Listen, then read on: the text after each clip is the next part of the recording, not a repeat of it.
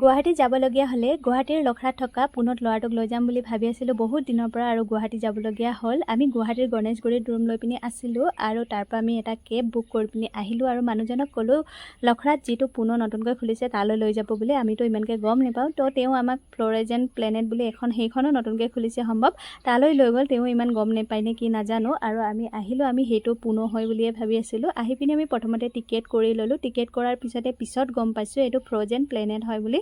এইটো হ'ল এটা বৰফৰ ঘৰ, বহুত বেছি ভাল লাগে বাৰু, বহুত ঠাণ্ডা লাগে।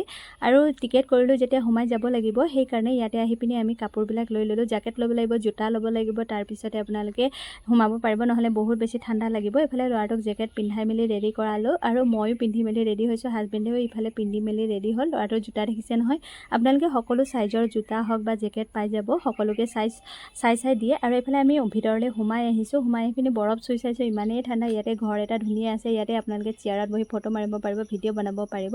ইয়াতে এটা ৰথ আছে, ৰথটো বহুত বেছি ধুনীয়া, তাতে আপোনালোকে বহি ফটো মাৰিব পাৰিব, ভিডিঅ' বনাব পাৰিব। আৰু মই বৰফ চুইছিলোঁ, ইমানেই ঠাণ্ডা লাগিলে, হাতখিনি মানে বহুত কিবা এটা হৈ গৈছে বৰফ চোৱাৰ পিছত। এইফালে ল'ৰা ছোৱালীয়ে খেলিব পৰা ধুনীয়া ব্যৱস্থাও বনাই থৈ দিছে তেওঁ।